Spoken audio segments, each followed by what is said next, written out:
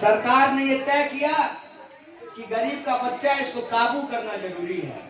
तो गरीब जरूर है, बिकाऊ नहीं है साहब, गरीब जरूर है, डरपोक नहीं है। और इनको इन्हीं बात की, किसी बात की चिढ़ है। मतलब अरबों खरबों रुपया लेकर के बड़ी बड़ी गाड़ियों में घूमने वाले लोगों को लगता है कि ये 2 टके का आदमी कहां से कहां चला गया है। तो रे भाई, जितना साहस हम दिखाते हैं सत्ता के आंख में आंख डाल करके सवाल पूछने का, तुम भी दिखाओ उतनी ताकत, तब समझ में आएगा कि क्या खोया जाता है, क्या पाया जाता है। और इसी चिढ़ की वजह से, और कोई बात नहीं है, इनको मालूम है कि ये मेरे बारे में झूठ बोलते हैं, इनको मालूम है कि मैंने कोई गलत काम नहीं किया है, फिर भी ये मुझे पकड़ करके जेल में डाल दिया। जेल में डाल दिया, 1 महीना भी ये हमको जेल में नहीं रख पाए, 1 महीना भी नहीं रख पाए।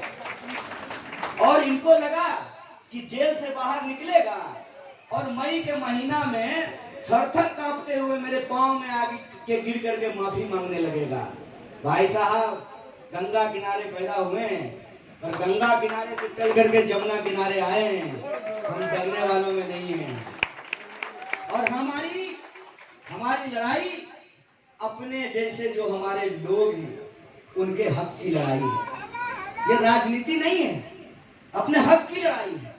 और जब मुझे कांग्रेस पार्टी की ओर से इंडिया अलायंस का प्रत्याशी बनाया गया, तो मैंने यहाँ आकर के क्या किया, मैंने सांसद महोदय के खिलाफ एक शब्द नहीं बोला, मैं देश की सरकार के खिलाफ एक शब्द नहीं बोल रहा। जो यहाँ के लोगों की समस्याएं थी, उन समस्याओं को मैं इकट्ठा कर, मैं यहाँ रहा हूँ तो मुझे मालूम है कि यहाँ के लोग सबसे ज्यादा जाम से परेशान होते हैं। सबसे ज्यादा जो है उनको रोज जाम झेलना पड़ता है, उसके बाद पानी की कमी से परेशान होते हैं।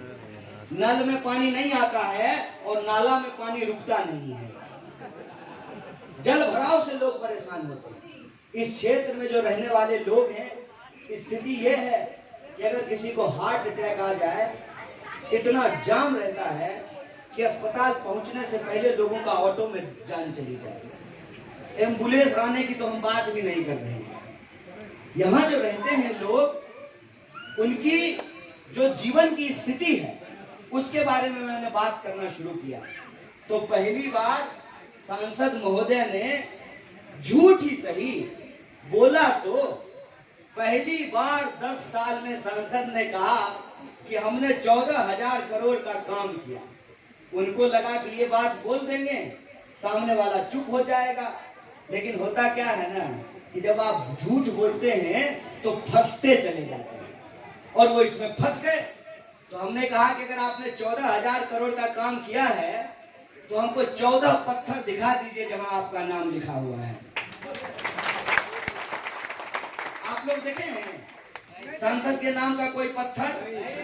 कि इस सड़क के उद्घाटन करता माननीय सांसद मनोज तिवारी जी, इस स्कूल के उद्घाटन करता माननीय सांसद मनोज तिवारी जी, इस अस्पताल के उद्घाटन करता माननीय सांसद मनोज तिवारी जी, एक भी पत्थर दिखा है?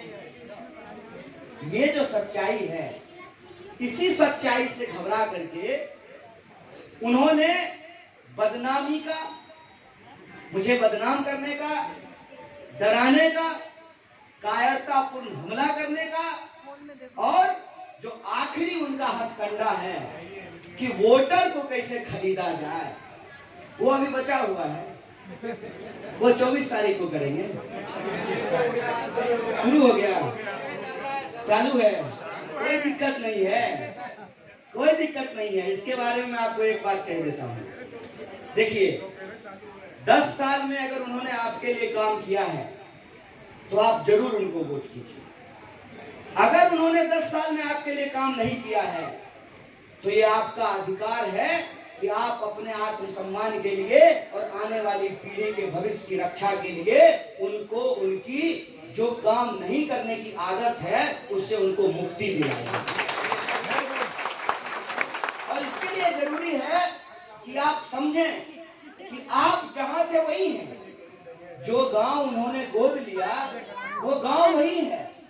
लेकिन सांसद महोदय जब लड़ने के लिए आए थे 10 साल पहले, तो सबसे गरीब सांसद प्रत्याशी थे, और 10 साल में आज की तारीख में दिल्ली के सबसे अमीर सांसद प्रत्याशी बन गए हैं। आपके खाते में 15 लाख नहीं आया, लेकिन सांसद महोदय के खाते में 28 करोड़ रुपया पहुंच गया है। तो हमको मौका मिला है। अभी तो 10 साल में प्रधानमंत्री यमुना पार आए हैं। आप आशीर्वाद बनाए रखिए, पूरी की पूरी सरकार को यमुना पार लेकर के आएंगे। अभी तो 10 साल से नहीं घूम रहे थे, अब गली गली घूम रहे हैं। उधर चौधरी साहब बैठे हुए हैं। जितनी बार गोंडा विधानसभा में पिछले 10 साल में नहीं आए, उससे ज्यादा बार 10 दिन में आ गए हैं ना। चिंता मत कीजिए, मैं आप जे कॉलोनी को लोगों को कहना चाहता हूँ, ये जो 28 करोड़ रुपया जमा किया है ना, इसका खर्चा करवाएंगे, इसका खर्चा करवाएंगे। अरे जो होगा सो देखा जाएगा 4 तारीख को। कम से कम गरीबों का कुछ तो भला हो जाए। इसके जमा किए हुए पैसों से कुछ तो लोगों को मिल जाए। करना फिर वही है, जो मिल गया सो ले लेना है ना। जो मिल गया सो ले लेना है। अब फिर जो है इनको इनका सबक समझ गए ना। प्रधान जी लेने दीजिए, कोई दिक्कत नहीं। वो आप ही का है, मैं यही आपको बता रहा हूँ। वो आपका है, नहीं वो आपका है जो जमा कर लिया है अपने खाते में।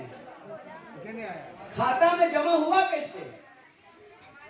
जब यहाँ आकर के सांसद बन गए तो गाना गाने का धंधा भी ठीक से नहीं चल रहा था, तो आया कहां से?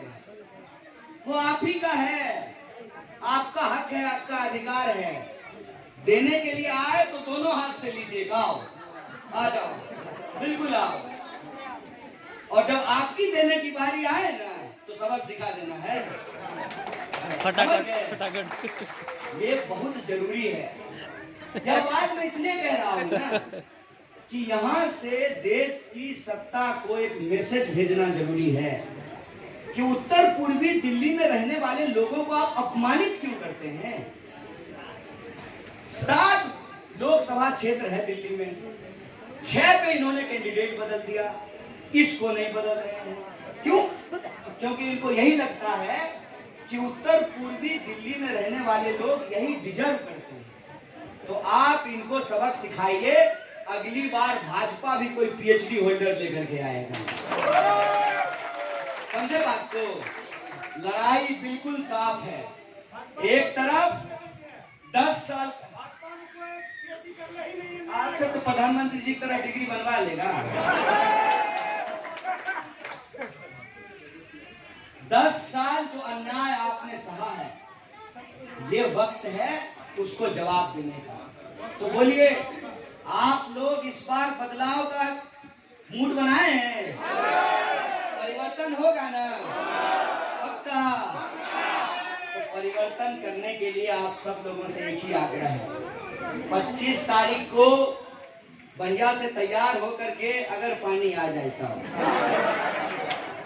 नहा धो के मतदान केंद्र पर जाना है और वोट करना है महंगाई के खिलाफ। जिनको ये लगता था कि 450 का गैस सिलेंडर महंगा है, उनको 1250 का